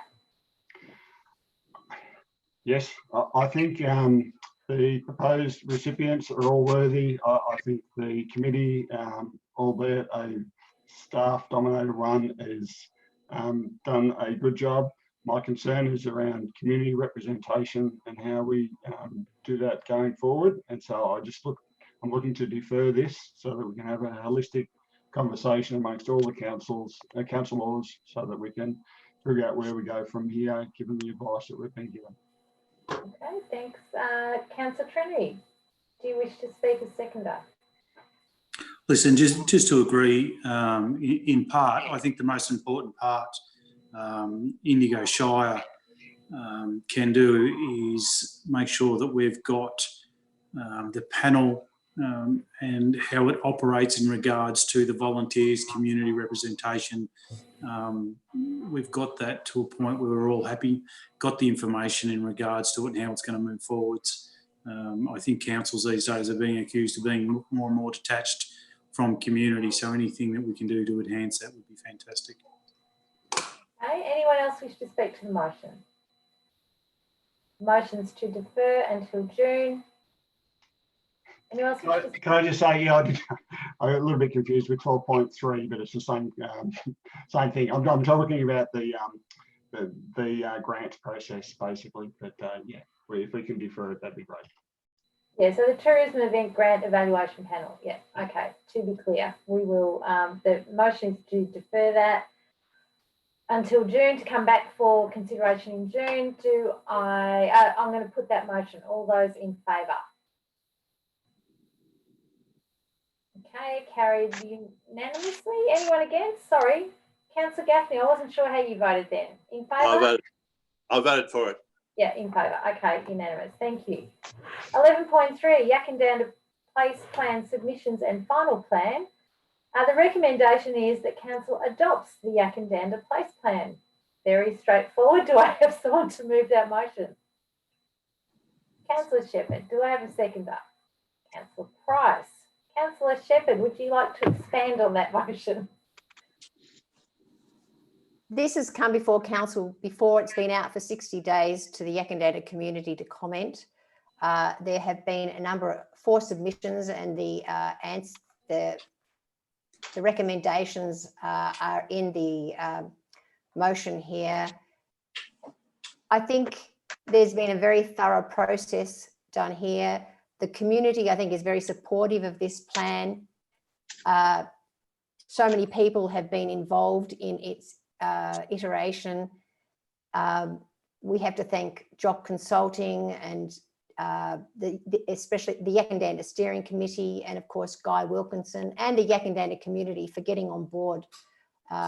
We know the Yakandanda community are very innovative and supportive of this type of plan. I think the next thing is now, what do we do with this plan? And one of the things that it does say in there is to set up a community group that will follow through on this plan. I imagine that will be happening fairly soon. But there's some it's great reading. I recommend people from other towns to read it too. But thank you to the Yakandanda community for getting behind this, and thank you for the staff on such a thorough process. Okay, thanks, Councillor Shepherd. Councillor Price. Yeah, I'd agree with everything that Councillor Shepherd said. I think it's been a really great process. We've obviously seen the success of placemaking in our other towns, and so why wouldn't we replicate this across as many of our communities as we can? In the Shire, we've had a lot of success with funding from state and federal government and with other place plans, and so our intention will be the same with this, is to really use it to activate things at a community level, but also leverage funding from state and federal governments.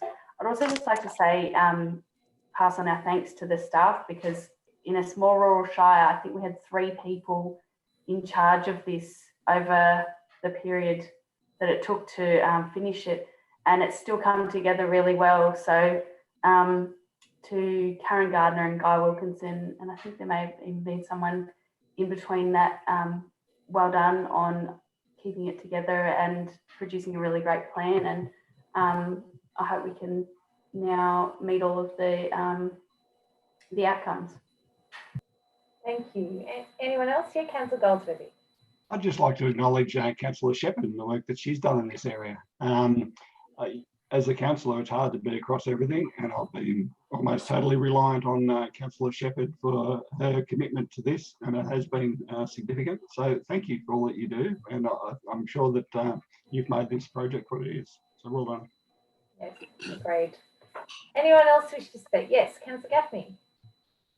I'm certainly not against the motion, but in the Border Mail today, I read about the importance of tourism to Yakandanda, and on page 17 of the long version of the report, it talks about thinking 20 years into the future, which of these themes would be prioritised by Yakandanda, and when it gets to tourism opportunities, it says 1%, and sustainable development 50%. I'm just wondering why they think only 1% of tourism.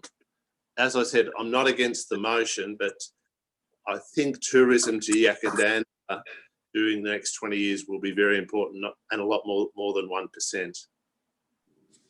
Yeah, so who would you like to answer that question, Councillor? Who are you? The mover. Oh, Councillor Shepherd, can you comment on that one? Sure. I think many of the community feel that how it is now, they've chosen to live there and to work there, and they're not really concerned as much as some of the other towns on ensuring that tourism is their main focus. Their main focus, I think, is on Yakandanda as a community, sustainability, livability, and I don't think they're against tourism. Of course, there's 2 major bike trails are going to finish at Yakandanda. I think the discussion at a community level is about how we manage that and still live in a town that is very livable to the community. Okay, thanks. Anyone else wish to speak to the motion? Councillor Trenery. Great, fantastic effort to do this. 490 plus people were involved, as well as councillors and staff as well. There is obviously some things that are going to be missed in regards to tourism, some small businesses. I mean, that can be covered with other things. This was done and achieved by the information coming from nearly 500 odd people. So congratulations to all involved. And I think the most important thing is moving forwards, being sustainable community in a lot of different ways, both financially and also environmentally, I think is very important. So once again, how it moves forwards will depend on how we set it up, and I hope we achieve most of the things that are in it. It's a great report. Okay, anyone else wish to speak to the motion? Councillor Shepherd, do you wish to sum up? Okay, so I'm going to put the motion. All those in favour? Carried unanimously. And I will just add that at the moment, while we are advocating as strongly as we can for support for our communities, one of the key planks of our advocacy to state and federal governments is that they give us enough resources to actually take this process out to all of our towns and communities. At the moment, we get, within our budget constraints, we might get to be able to do one a year. We would like to see, as I think a number of councillors mentioned, we would like to see this process of placemaking alongside structured planning being done right across the Shire. So we're advocating as hard as we can to get resources for that. And so, yes, let's hope we get some success with that. 11.4 is the recommendation is that Council adopts the Indigo Shire Pandemic Plan 2020 as a sub-plan of the Indigo Shire Municipal Emergency Management Plan, and notes the response activities being undertaken in relation to the COVID-19 outbreak. Do I have someone to move it? Councillor Goldsworthy, do I have a seconder? Councillor Murdoch? Yes, Councillor Goldsworthy. You'd have thought we'd need a pandemic plan. Yes. So yes, this has been altered slightly to cater for current situation, but yeah, basically we need a pandemic plan. It needs to be updated fairly regularly, and boy, do we need a pandemic plan. We do. Councillor Murdoch, do you wish to speak a seconder? I can't agree anymore. I think that's fantastic, because without these sort of plans for emergencies, for things that happen in our Shire, we'd be battling to know where to go and have to make it all up on the run. Whereas when we've got something that's a little bit more organised, it will help us to get through the pandemic conditions. Okay, any other councillors wish to speak to this motion? Okay, I'm going to put the motion. All those in favour? Carried unanimously. Thanks, councillors. Right, so we're looking now at the infrastructure services. Item 12.1 is March Capital Works report.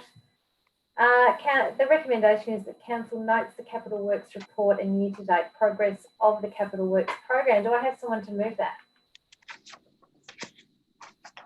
Councillor Goldsworthy, do I have a seconder?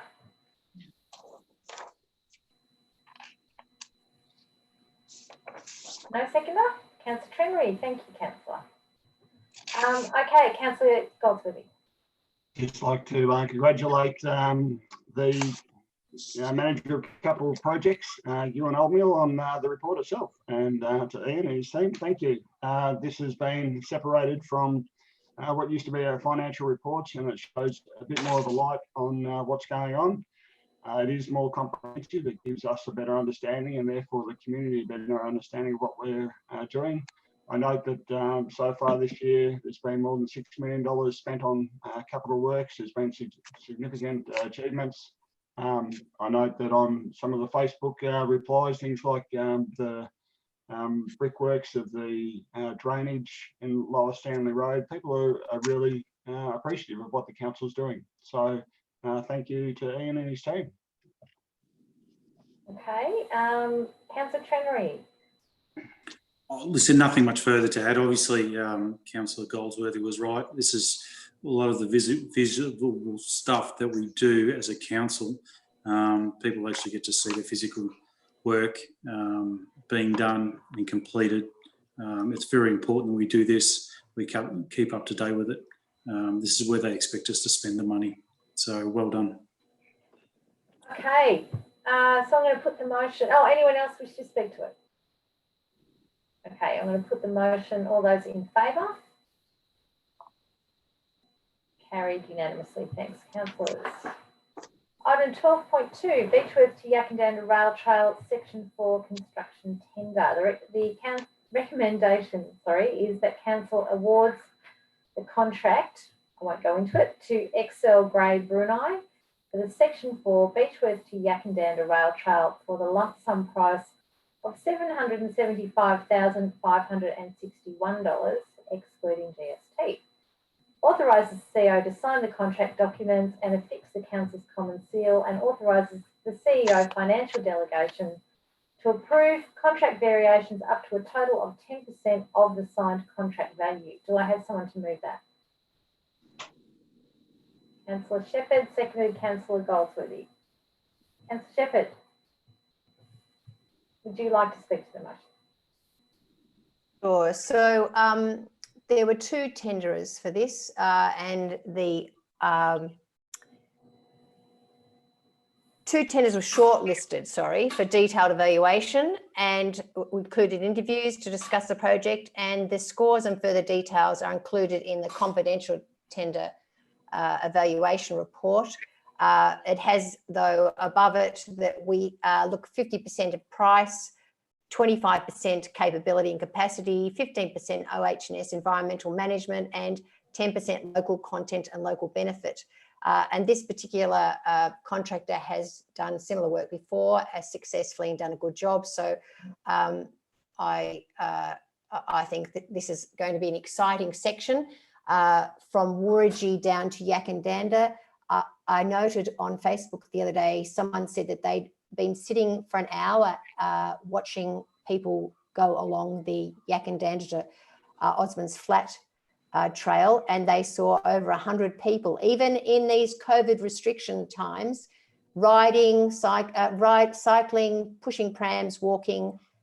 So it's going to be great to have this next section from Wurrigi. You'll be able to go from Wurrigi all the way down to Osmond's Flat and vice versa. And just the uptake of it in Yakandanda has been amazing. So I think people are very appreciative. It might sound like a lot of money, but I think it's worth every cent. Thank you, Councillor. Councillor Goldsworthy is the seconder. Yep. So the 7 tenders that we received varied greatly, unbelievably so. XL Grey Bruni have been successful tenderers for us before. They do a good job. We can rely on them.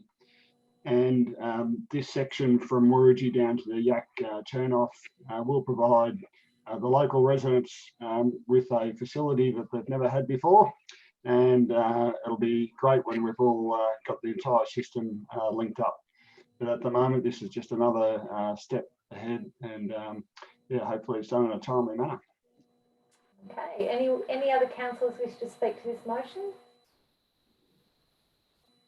No. Councillor Shepherd, do you wish to add anything? Closing comments? No, my closing comments are, of course, we have to wait for section 5 from the roundabout down to Yakandanda before it is going to become navigable from both ends. So, well, we'll just have to wait for that bit and hope this bit hurries up. Okay. All right, so I'm going to put the motion. All those in favour? Carried unanimously. Item 12.3, Community Facility Energy Upgrade Grant. Recommendation is that Council endorses the distribution of $20,000 under the 2019-20 Facility Energy Upgrade Grant Program as follows. And I'll just quickly name them: the Rutherglen Bowling Club, installation of solar panels; Beechwood Food Co-op, installation of solar; Rutherglen Golf Club, installation of solar; and Stanley, oh gosh, I've forgotten what SRCI stands for. Apologies, guys, I do know it. But the Stanley Primary School Post Office LED lighting upgrade. So those 4 applicants were successful. If this gets up, do I have someone to move that motion? Councillor Price, do I have a seconder? Councillor Goldsworthy. Okay, go ahead, Councillor Price. I'm happy to say that Barb got in before me. Yeah. Oh, sorry, I didn't see that. Barb, you're the seconder. It doesn't really worry me. Okay. Leave it as it is. It's He's marked having down enough. now. You'll go. Okay, go on, Councillor Price. I'm just really pleased that we're able to offer a grant stream such as this. There's some more obvious grants that we provide community and events and things like this, but I think this is a really good one to be able to provide our community. All of these facilities incur costs to run them, and anything that we can do to help support them to lower their costs and put it to better use, I think is money well spent. So I'm pleased with the process and happy to see these awarded. Okay, Councillor Murdoch. Well, I would just reiterate what Councillor Price has said. I think it's great that these things can happen. Okay. Anyone with else? the help of us. Yeah. Anyone else wish to speak to this? I would just add that it's an initiative of this council. Well done to this council. I think it's the third year now that we've provided these grants, and it is significant, and it does make a difference to these small clubs and their ongoing costs. So it's important work that we're doing. Okay. Anyone else wish to speak to this motion? Do you want to sum up, Councillor Price? Okay, I'm going to put the motion. All those in favour? Carried. Councillor Murdoch, are you voting in favour? Yeah. Against? Oh, you're in favour. So I didn't see your hand. So yes, all councillors in favour. Okay, thank you. All right, so we're now into the executive management part of the agenda. So item 13.1 is instrument of delegation of council to staff. The recommendation is that council notes this report. Darlene, sorry, I think I've been talking for too long. Darlene has submitted this report to us. Darlene Boyd, thank you for your work. Darlene, do I have someone to move it? Councillor Gaffney. I'd like to move an amendment to the instrument of delegation, Madam Mayor. Okay, do you want to let us know what that is? Yep. That regarding section 61(1) of the Environment and Planning Act, page 21 of the adopted instrument, be amended to read: the following planning permit applications must be referred to council for determination, to read, except the farm zone where one or more objections is received. Okay. Do I have a seconder for that amendment? For the motion with the amendment? Well, I'll do it too. Councillor Shepherd has seconded it. Okay. So you're the mover of the motion now, Councillor Gaffney. Often only one property owner is affected by a planning application in the farm zone because of distance and or harm. An example of this was the solar farm at Barnawatha, the case in question. There was one property owner who was affected and made a submission. Council went on a site visit and had a number of questions. This was a major development. I think it was 170 hectares of prime agricultural land that was going to be turned into a solar farm. I'm not saying whether it was a good idea or a bad idea, but that was then ticked off by the staff without councillors or the general community being advised. This was of significant importance to the Shire. I think when you're in the farming zone and somebody proposes something, whether it's a rave party or whatever, and you're the one affected because in the past it's gone till 2 a.m. and it's ticked off by the administration because it doesn't come to council, and then council really cops the criticism for approving it when council really hasn't approved it. It's been ticked off by the administration. In the past, it has been that in the farm zone that one objection and it came to council, and I don't think that should change, and I recommend this. Okay, do I have a seconder? Sorry, I didn't even ask for a seconder then. You did get a seconder, Madam Mayor. You've got a few seconders, Jim. Who was it? Councillor Shepherd. Councillor Shepherd. Sorry, didn't write it down. Thank you. I do have a question. Yep. I'm just wondering, as the mover, how many planning matters do you expect this to affect? And what will be the financial repercussions and the time repercussions on the staff? I don't think that it really would, but when it was something as significant as a solar farm, and councils all around us have debated the will and wherefore. There were a number of dams on that property. I had questions about the runoff of water. I believe that the submitter had issues to that extent as well. And it just didn't come to council, and it was a very significant issue. And there is a number of other significant matters that won't come to council. I don't think that there'll be a mad rush, and if it's a frivolous objection, council will treat it that way. Could I ask the same question of either the CEO or the Director of Planning? What do they see the time implications are, financial implications, and how many planning matters do they think this will mean that come before council that wouldn't ordinarily? Go on, CEO. I might get going in a second, but Okay. I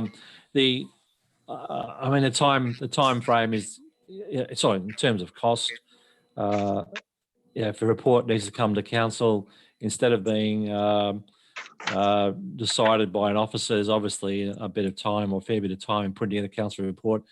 The other thing is there's also the time constraint as well. Sometimes you can wait up to 4 or 6 weeks. If you just miss a council meeting, you might till the next one. So, it can sometimes add 4 to 6 weeks to the process.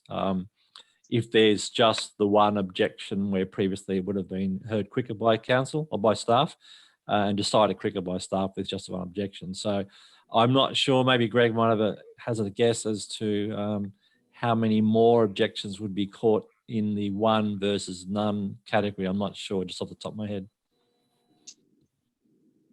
Through you, Madam Mayor, we haven't done that analysis. The report recommends to keep the delegation the way it's been for a number of years, and I take what Councillor Gaffney says, that it was different in the past, but that was quite a while ago. So we haven't got the memory of what it was like back then, and we haven't done the count back to see what the impact would have been over the last year. But that's something that obviously could be done, given a little bit of time.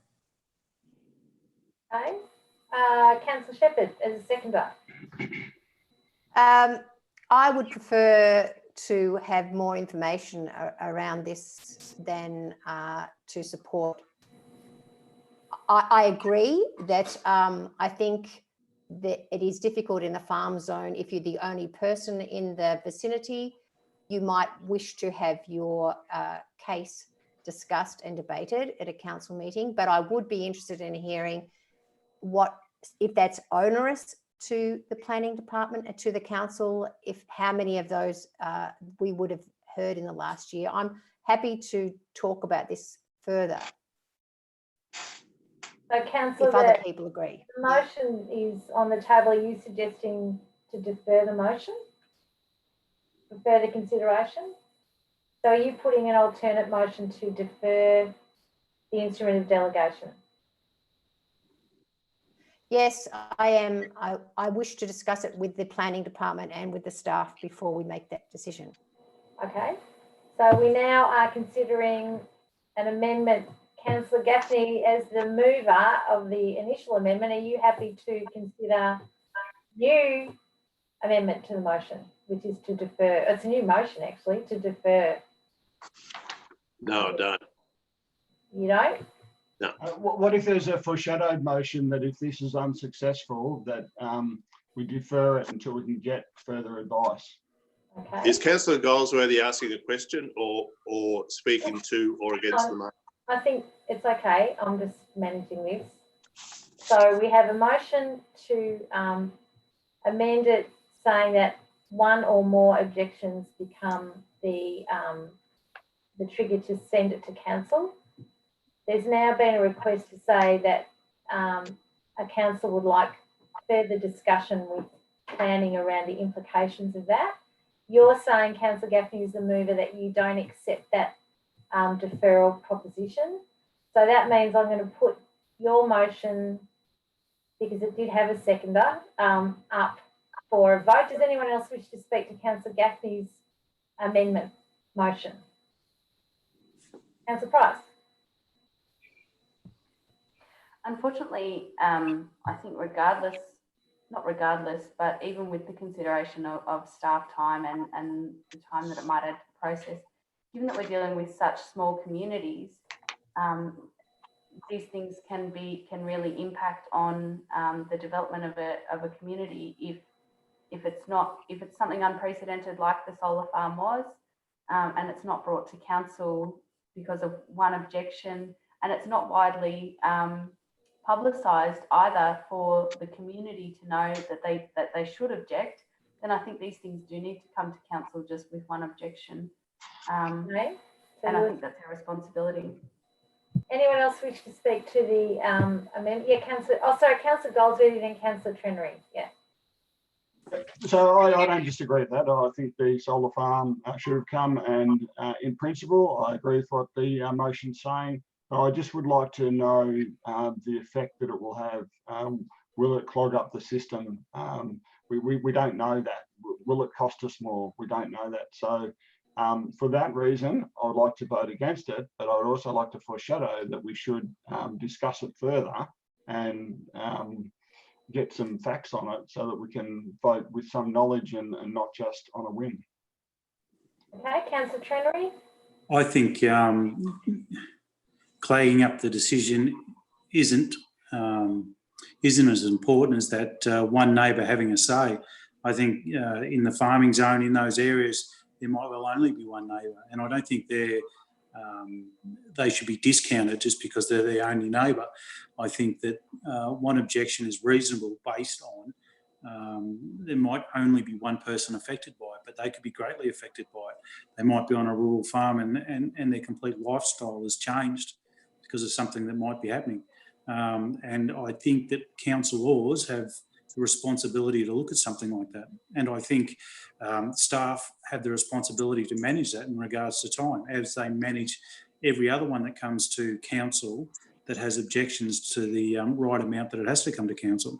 I don't think that's an issue at all. I think that we should respect the right of that neighbour, and this motion should be carried. Okay. Anyone else wish to speak to the motion that Councillor Gaffney put up?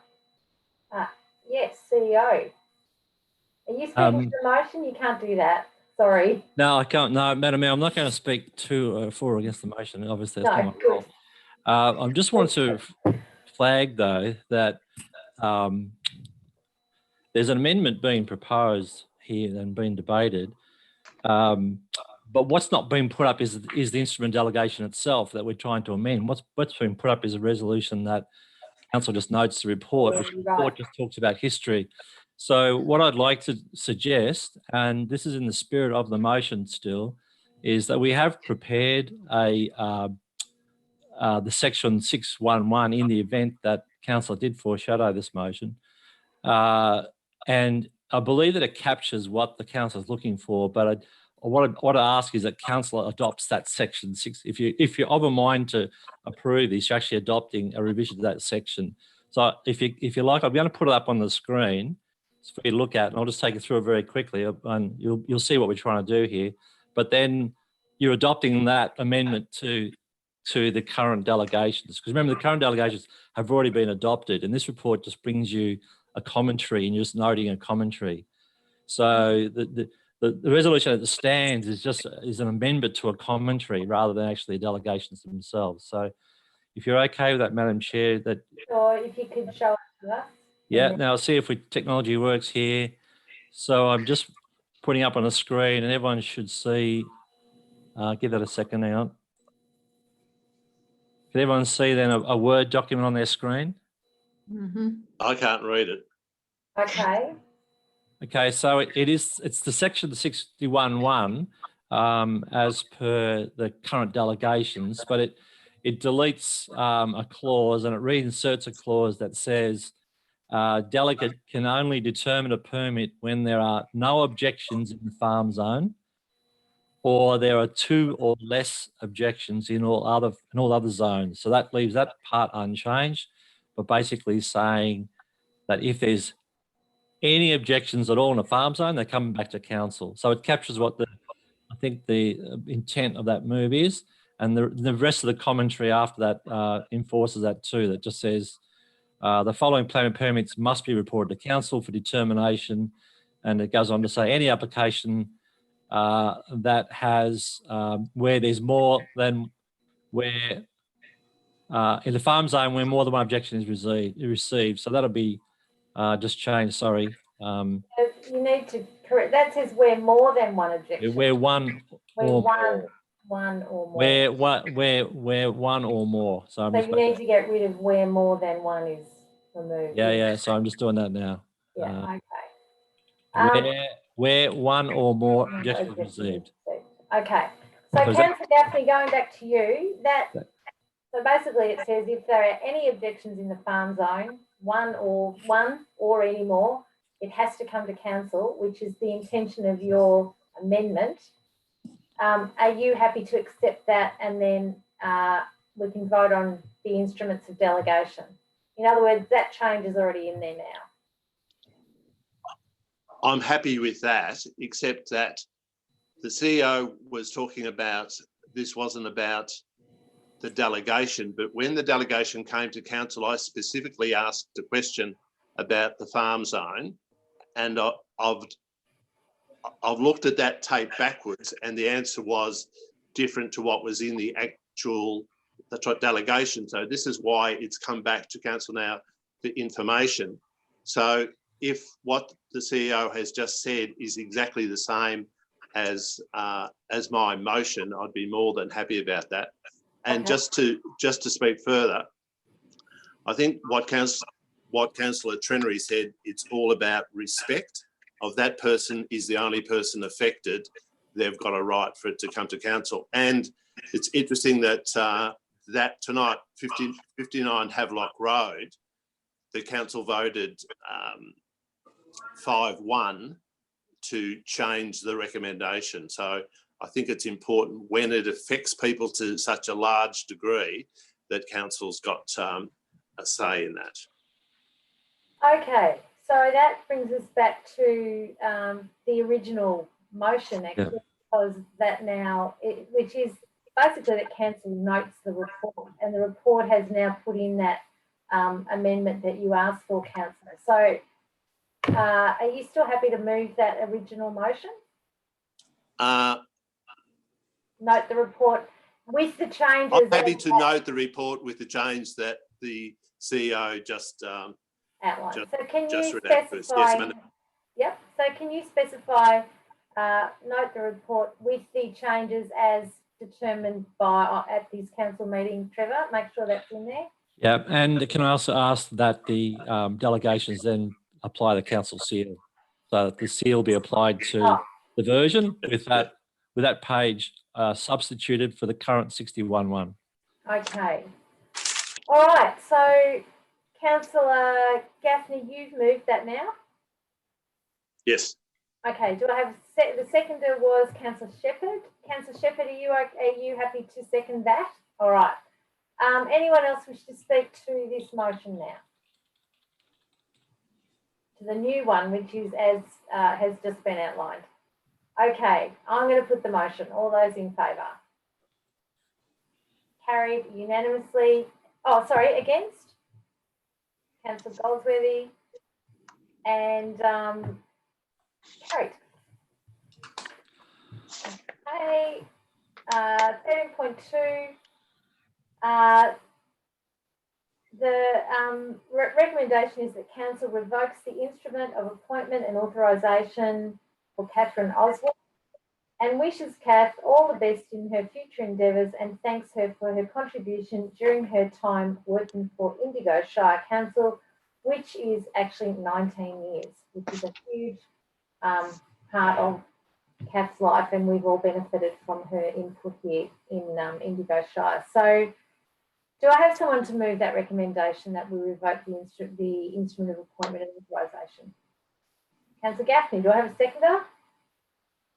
Councillor Murdoch. Okay, Councillor Gaffney. I'd just like to say what a great job she did. She was respected by all of the community. It's a really difficult job being in the planning department. I think we all know that, and it's a really heavy workload. I contacted her many times during the years, and she was always amicable. She was always explained why things were done and why they weren't done, and she's going to be a huge loss to Indigo Shire. And I was talking to the manager only yesterday, and he said to me then, he said, things are tough down here, we're already missing her. So I think that means a lot. Okay, thanks, Councillor. Councillor Murdoch. Yeah, I think, you know, Kath has been here almost, well, longer than what I have been on council. That makes it a long time. But I think she has always been, you know, dedicated to her job. She's always given us the right advice. I think, you know, she will be very sorely missed here, and I wish her all the best for the future. Yes, okay. Any other councillors wish to speak to this motion? Okay, I'm going to put the motion. All those in favour? Carried. And of course, we all wish Kath the best and thank her for her enormous contribution. And I'm sure that Mark Florence, you would have worked with Kath for many years, and Greg more recently. So I'm just on behalf of the organisation and the community want to thank her for the remarkable contribution that she's made to Indigo Shire. Okay, so 13.3 Advisory Committee Minutes. The recommendation is that Council receives the attached unconfirmed Advisory Committee Minutes and endorses the officer comments. Do I have someone to move that? Thanks, Councillor Price. Seconder? Seconder? Are you seconding, Councillor Murdoch? Yes, if that's. You are. Sorry, I couldn't see your hand there. Sorry, I had it up against the thing. Oh, yeah, okay. Councillor Price, do you want to speak to this? Yeah, just to note the two officer comments from the advisory committee. This is supporting the application of a new member and making comment about working closely with the staff with the food policy. So thanks for the IASC for being a very valuable resource for us to work with on those things, and great to welcome a new member. Also, I'm looking forward to the first Zoom Access Committee meeting on Monday night. Oh, great. Okay, thank you. Councillor Murdoch, do you wish to add as a seconder? Not really. I endorse what Councillor has said, and yeah, it's great to have somebody new on. Okay. So just we haven't actually got to that point yet. That will happen in confidential. But there is a recommendation for someone new. Can I just ask any other councillors wish to speak to the motion? Okay, I'm going to put the motion. All those in favour? Carried. Okay. Item 13.4, Council Action Plan. The recommendation is that Council notes the third quarter 2019-20 Council Plan Progress Report. Do I have someone to move that? Councillor Goldsworthy, do I have a seconder? Is that Councillor Shepherd? Do you wish to speak to it, Councillor Goldsworthy? Yeah, look, the council plan is the guiding document for us. It's important that we know where we're at with it, and it's important that the community gets these updates. So thank you for the staff for providing them, and hopefully those that are behind schedule or on track get completed in a timely manner. Okay, Councillor Shepherd. You wish to add yes, as we're ending our council time, really, 4 years, this plan really is a reflection on what we've been able to achieve. Of course, the staff have done most of the work, but there's been some amazing things that we've done. A couple of things I'm sad that we haven't delivered, and that is we've got the beginnings of an arts policy, but no strategic plan that supports it. And I think we've seen how important the arts are in this time that where everyone's at home. I don't even need to go into it. Everyone's very aware of that. And the other thing that I was really keen to support was some sort of recognition of Mount Pilot and being able to have a proper turning lane and letting people be aware that it's there. But I mean, that they're two things out of so many amazing things that we've achieved together as councillors and staff, and I think it's something to be proud of. Thank you, Councillor. Anyone else wish to speak to this? Okay. Councillor Goldsworthy, do you wish to add any closing comments? Okay, I'm going to put the motion. All those in favour? 7 hands, unanimous. 13.5, Acting Chief Executive Officer during COVID-19. Okay, the recommendation is that Council approves the following appointments being in force immediately should the Chief Executive Officer, and let's hope this doesn't happen, be unable to perform his duties as a result of the COVID-19 pandemic. So one is that the Director of Community and Economic Development will be appointed to the role of Acting CEO. Should that Director not be available to perform the role, then the Director of Infrastructure will be appointed. Should the Director of Infrastructure not be available, then the Director of Planning and Corporate Services would be appointed. Should that Director not be available, then the Executive Manager of People and Governance will be appointed. And should that Executive Manager not be available, then we're in real trouble. But at that point, the Executive Manager of Engagement and Communications would be appointed to acting in the role. This, of course, is being put forward in as a precaution in the event that we had a very severe outbreak of COVID-19, as we have seen in other places around the world, and that we have been spared from, thankfully. However, it's not over yet. So, do I have someone to move this motion? Councillor Price. Do I have a seconder? Councillor Murdoch. Councillor Price, would you like to speak to that motion? No? Self-explanatory. Councillor Murdoch. Well, I think it is important that we do have a plan for if something does happen to any of our executive staff, so that the council can move on, and not wishing that anything would ever happen to our staff. But I think we have to be prepared for it, and this is one way of doing it. Okay. Anyone else wish to speak to the motion?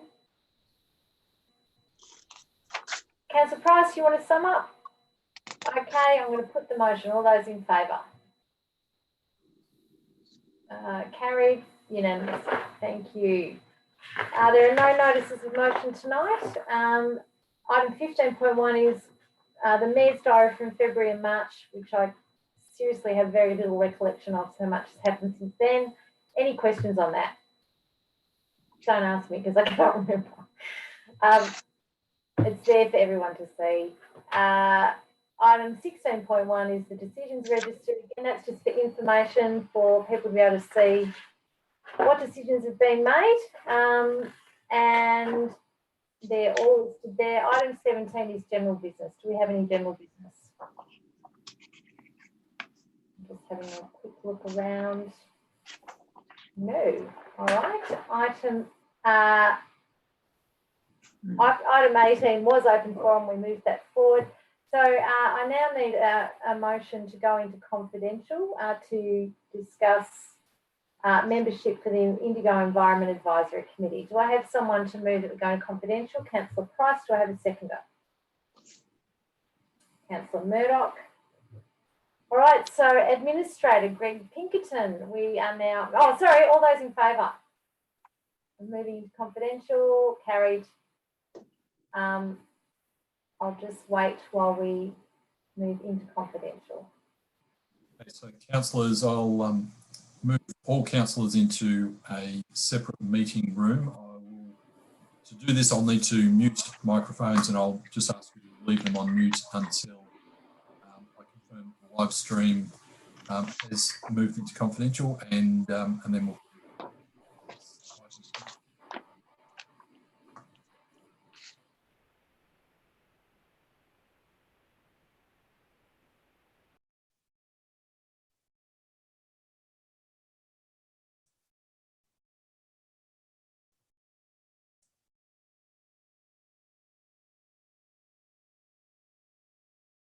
Sorry, bear with me, this will take a minute.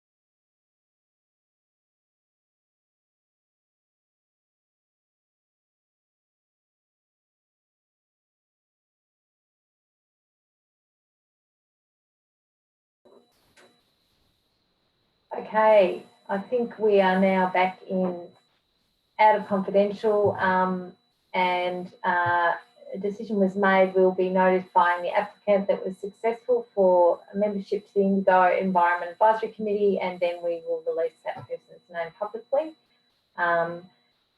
And so we've got to the end of the meeting. I didn't ask councillors whether they had any updates they wanted to fill anyone in on. Given the current climate, it's very difficult for us to connect with our community. Is anyone wanting to make any kind of a particular announcement or update tonight? Okay. Again, I would like to wish our community safety in such a difficult time. Know that we are advocating as hard as we can to state and federal governments to get as much support as possible for our business people, and that we ask you to continue to follow the advice of the medical officers that are advising government. So stay safe, and I'm now going to close the meeting, and the next meeting will be Tuesday the 26th of May at 6:30 using this format. Thank you very much, everybody.